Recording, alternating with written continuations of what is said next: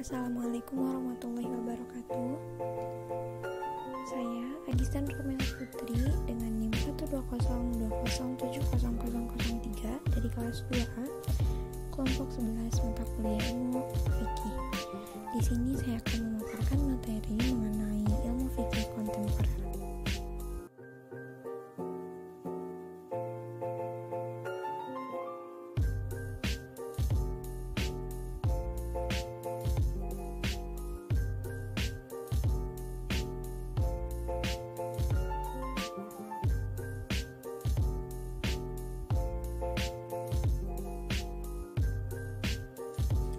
Pokok pembahasan yang pertama yaitu mengenai pengertian fikih kontemporer. Beberapa pokok Fikih pembahasan menurut bahasa yaitu mengetahui sesuatu dengan kali ini.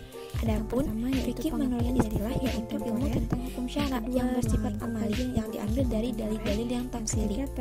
Nah, dalam KBBI, pengertian kontemporer berarti sewaktu, semasa, pada waktu atau masa yang sama, pada masa kini atau dewasa ini.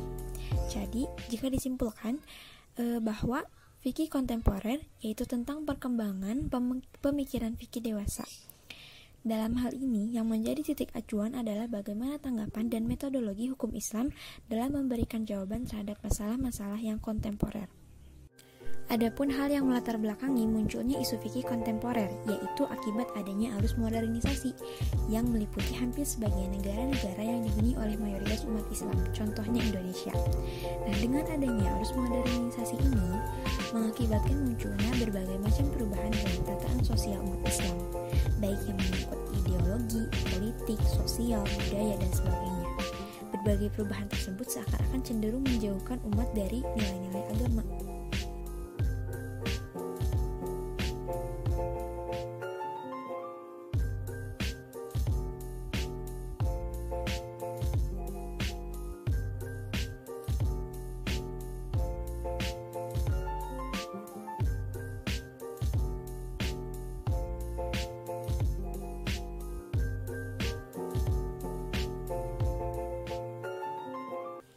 Nah, kita lihat pada faktanya, contohnya yaitu yang terlihat dalam kehidupan saat ini. Paling tidak sudah terlihat di dunia hiburan di dalam negeri ini. Contohnya bioskop, sandiwara drama televisi, surat kabar, radio, dan lain-lain yang mengabaikan nilai-nilai Islam. Nah, pola lain yang mempengaruhi modernisasi yang paling parah adalah munculnya paham kebebasan tak terbatas dalam segala sisi kehidupan. Nah, paham ini menyerang unsur-unsur sosial dan pemuda dengan semakin berkembangnya arus informasi dan jaringan komunikasi dunia, terjadi juga pesta apa yang umum disebut bercampur modernisasi. Modernisasi yang tadi dari disebutkan yaitu yang menjadi kebiasaan dalam bentuk perubahan baik struktural maupun kultural besar. Nah, yang perubahan menyandang struktural taraf metropolitan. berarti perubahan yang hanya meliputi struktur sosial belaka, yakni jalinan dan hubungan satu sama lain dari keseluruhan unsur sosial. Nah, unsur sosial itu apa sih? Unsur sosial yaitu yang pokok adalah kaidah-kaidah, lembaga-lembaga, kelompok-kelompok, dan lapisan sosial. Sedangkan perubahan secara kultural lebih bersifat ideologis atau imaterial, yakni perubahan nilai-nilai, pemikiran, dan sebagainya. Nah, dalam era modernisasi dewasa ini, salah satu aspek pemikiran yang turut mengalami tuntutan perubahan adalah di bidang hukum Islam. Mengingat hukum Islam merupakan salah satu bagian ajaran agama yang terpenting, maka perlu ditegaskan di sini aspek mana yang mengalami perubahan dalam kaitannya dengan hukum Islam tersebut. Nah, karena agama dalam pengertiannya sebagai wahyu Tuhan tidak akan berubah, tetapi tentang pemikiran manusia tentang ajarannya, terutama dalam hubungan dengan penerapannya di dalam dan di tengah-tengah masyarakat yang selalu berubah. Nah, faktor-faktor yang menyebabkan terjadinya perubahan sosial secara umum itu ada dua macam. Yang pertama, terletak dalam masyarakat atau faktor intern, seperti bertambah dan berkurangnya jumlah penduduk, adanya penemuan-penemuan baru, terjadinya pertentangan atau konflik dalam masyarakat, timbulnya pemberontakan atau revolusi di dalam masyarakat itu sendiri. Nah, ada pula yang bersumber dan sebagai pengaruh dari masyarakat lain atau faktor ekstern, seperti terjadinya peperangan dan pengaruh kebudayaan masyarakat lain. Pengaruh unsur perubahan di atas dapat menimbulkan perubahan dalam sistem pemikiran Islam, termasuk pembaharuan dalam hukum Islam. Nah, dengan demikian, hukum Islam akan tetap mampu mengembangkan dirinya sesuai dengan tuntutan zaman atau modernitas, tanpa adanya upaya pembaharuan pemikiran yang dimaksud. Tentu akan menimbulkan kesulitan dalam pemasyarakatan. Maka, upaya pembaharuan pemahaman hukum Islam pun harus dapat mengikuti perubahan itu. Pokok pembahasan yang kedua yaitu ruang lingkup kajian fikih kontemporer. Nah, ruang lingkup fikih kontemporer mencakup masalah-masalah fikih yang berhubungan dengan situasi kontemporer atau modern. Kajian fikih kontemporer mencakup masalah-masalah fikih yang berhubungan dengan situasi modern dan mencakup wilayah kajian dalam Al-Quran dan hadis. Kajian fikih kontemporer tersebut dapat dikategorikan ke dalam beberapa aspek. Nah, untuk aspek yang pertama yaitu aspek hukum keluarga. Contohnya seperti akad nikah melalui telepon, penggunaan alat kontrasepsi, dan lain-lain. Aspek yang kedua yaitu aspek ekonomi seperti sistem bunga dalam bank, zakat profesi, asuransi, dan lain-lain. Yang ketiga yaitu aspek pidana seperti hukum pidana Islam dalam sistem hukum nasional. Aspek kewanitaan seperti busana muslimah, wanita karir, kepemimpinan wanita, dan lain-lain. Nah, yang kelima ada aspek medis seperti pencangkokan organ tubuh atau bagian organ tubuh, pembedahan mayat, euthanasia, ramalan genetika, cloning, penyeberangan jenis kelamin dari pria ke wanita atau sebaliknya, bayi tabung, percobaan-percobaan dengan tubuh manusia, dan lain-lain. Yang keenam ada aspek teknologi seperti menyembelih hewan secara mekanis, seruan azan atau ikrar basmalah dengan kaset, makmum kepada radio atau televisi, dan lain-lain. Yang selanjutnya itu aspek politik. Aspek politik merupakan perdebatan sekitar istilah negara Islam, proses pemilihan pemimpin, loyalitas kepada penguasa, kekuasaan, dan lain sebagainya.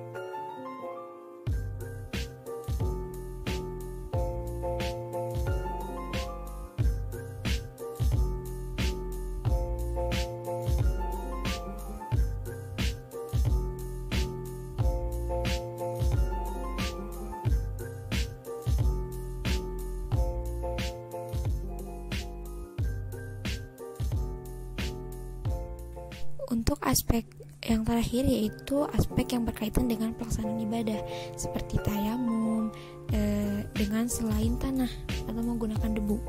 Nah, ibadah kurban dengan uang, menahan haid karena demi ibadah haji, dan lain sebagainya. Nah, adapun mengenai kajian yang berkenaan dengan Al-Quran dan hadis, itu yang erat hubungannya dengan fikih kontemporer, antara lain adalah masalah metodologi pemahaman hukum Islam atau usul fikih, persoalan historis dan sosiologis ayat-ayat Al-Quran maupun hadis. Nah, kajian tentang maqasidut tasyri' atau tujuan hukum, keterbukaan, kembali pintu ijtihad, dan soal kemaslahatan umum, adab istiadat masyarakat yang berlaku, tentang teori naskh dan teori alat hukum, yaitu ijma dan usul fikih memegang peranan penting dan posisi strategis dalam melahirkan ajaran Islam rahmatan lil alamin. Usul fikih menjadi arena untuk mengkaji batasan, dinamika, dan mana yang bersifat Tuhan dan manusia. Melihat fungsinya yang demikian, rumusan fikih seharusnya bersifat pembahasan yang ketiga yaitu terhadap upaya dalam menyelaraskan problema sifat dinamis dan masyarakat terhadap perubahan ini sebagai konsekuensi logis dari tugas fikih yang harus selalu berusaha menyelaraskan problema kemanusiaan yang terus berkembang dengan pesat dan akseleratif dengan dua sumber rujukan utamanya, yaitu Al-Quran dan hadis.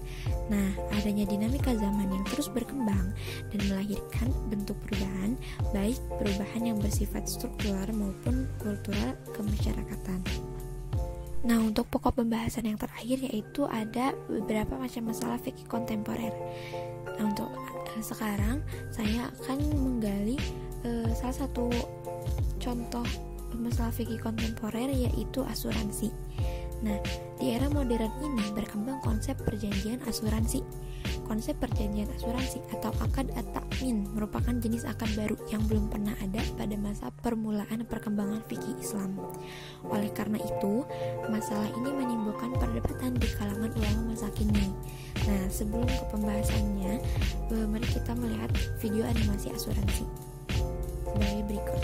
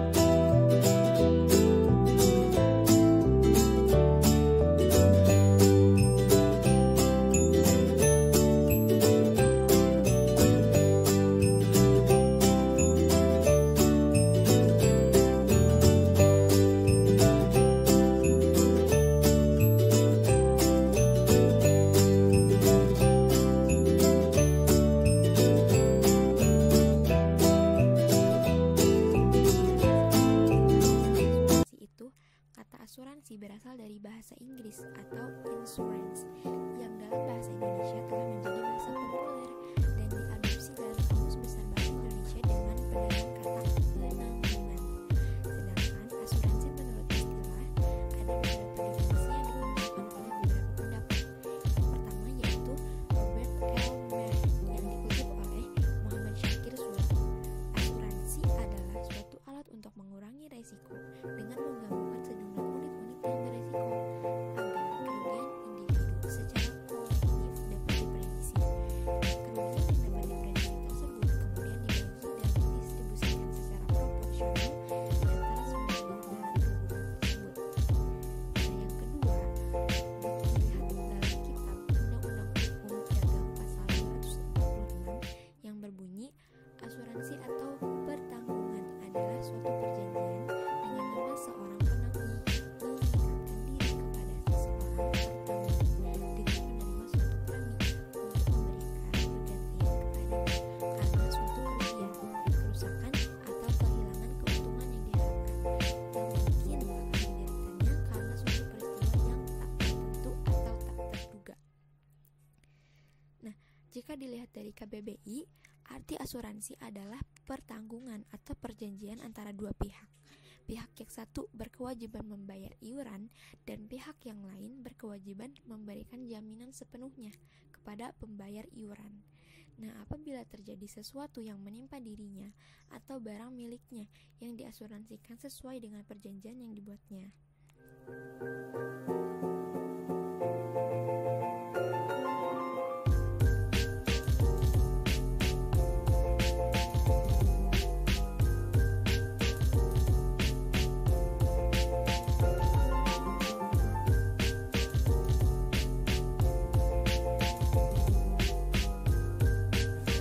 Adapun pendapat ulama tentang hukum asuransi konvensional. Nah, para ulama berbeda pendapat dalam menentukan keabsahan praktik dari definisi-definisi tersebut dapat disimpulkan dan dapat dipahami bahwa asuransi adalah perjanjian antara dua pihak atau lebih, di mana pihak penanggung asuransi menerima premi asuransi dari tertanggung dengan imbalan kewajiban untuk menanggung kerugian atau kerusakan yang diderita oleh tertanggung. Syekh Muhammad Bakhit, Wahab Juhaili, Kiai Haji Ali Yafi, Syekh Muhammad Yusuf Al-Qaradawi, dan Muhammad Muslihuddin mengatakan bahwa pada hakikatnya akad asuransi termasuk dalam akad gharor, yaitu suatu akad yang tidak jelas ada tidaknya suatu yang diakadkan. Nah, perjanjian asuransi modern ditentang oleh ulama atau cendekian Islam dengan alasan-alasan sebagai berikut. Yang pertama, asuransi adalah perjanjian pertaruhan. Nah, asuransi merupakan perjudian. Yang ketiga, asuransi jiwa merupakan suatu usaha yang dirancang untuk meremehkan iradat Allah. Yang keempat, asuransi melibatkan urusan yang tidak pasti. Yang kelima, asuransi mengandung unsur riba. Nah, sedangkan menurut sebagian ulama yang membolehkan asuransi, yaitu Syekh Abdurrahman Isa, guru besar Universitas Al-Azhar, menyatakan bahwa asuransi merupakan bentuk muamalah gaya baru yang belum dijumpai pada masa imam-imam mazhab dan para sahabat Nabi. Nah, muamalah ini menghasilkan kemaslahatan ekonomi yang banyak. Para ulama menetapkan bahwa kepentingan umum yang selaras dengan hukum syara patut diamalkan. Oleh karena itu, asuransi menyangkut kepentingan umum, maka hukumnya mubah atau menurut syara, bahkan dianjurkan. Nah, pendapat yang sama juga dikemukakan oleh ulama lain, diantaranya seperti Muhammad Yusuf Musa, Syekh Wahab Khalaf, dan Muhammad Al-Bahi. Nah, mereka mengatakan bahwa yang pertama, asuransi merupakan suatu usaha yang bersifat tolong-menolong. Yang kedua, asuransi mirip dengan akad mudarobah yang bertujuan mengembangkan harta benda. Yang ketiga, asuransi tidak mengandung unsur riba. Yang keempat, asuransi tidak mengandung tipu daya. Yang kelima, asuransi tidak mengurangi tawakal kepada Allah. Yang keenam, asuransi adalah suatu usaha untuk menjamin anggotanya yang jatuh melarat karena suatu musibah. Dan yang terakhir, asuransi memperluas lapangan kerja baru. Nah, Fatwa Majelis Ulama Indonesia yang ditandatangani oleh Ketua Umum Kiai Haji Sahal Mafduh dan Sekretaris Umum Haji Muhammadin Syamsuddin pada prinsipnya menolak asuransi konvensional, tetapi menyadari realita dalam masyarakat bahwa asuransi tidak dapat dihindari. Oleh karena itu, DSN MUI dalam fatwanya memutuskan tentang pedoman umum asuransi syariah. Antara lain, tidak boleh mengandung gharar, penipuan, maisya atau perjudian, riba atau bunga, zulum atau penganiayaan, riswah atau suap, dan barang haram juga maksiat. Dari uraian tersebut dapat terlihat bahwa masalah khilafiyah atau diperselisihkan para ulama. Namun perbedaan tersebut terjadi ketika di negara-negara muslim belum dibentuk asuransi syariah yang berdasarkan syariah. Apabila di negara-negara muslim sudah dibentuk asuransi syariah, maka semua umat Islam yang akan melakukan transaksi asuransi wajib bermuamalah dengan asuransi syariah dan tidak ada alasan lagi untuk menghindarinya. Nah, dengan demikian dapat disimpulkan bahwa ilmu fikih kontemporer yaitu ilmu tentang hukum syara yang terus-menerus berkembang sesuai dengan arus perkembangan zaman. Nah, tujuannya untuk memudahkan umat Islam agar tidak buta akan perkembangan zaman dan juga tidak menjauhkan umat dari nilai-nilai ajaran Islam. Alhamdulillahirrabbilalamin, pemaparan yang saya sampaikan telah selesai. Mohon maaf apabila masih banyak kesalahan dan kekurangan, dan terima kasih telah menyaksikan. Untuk kritik dan saran saya persilakan untuk disampaikan di kolom komentar.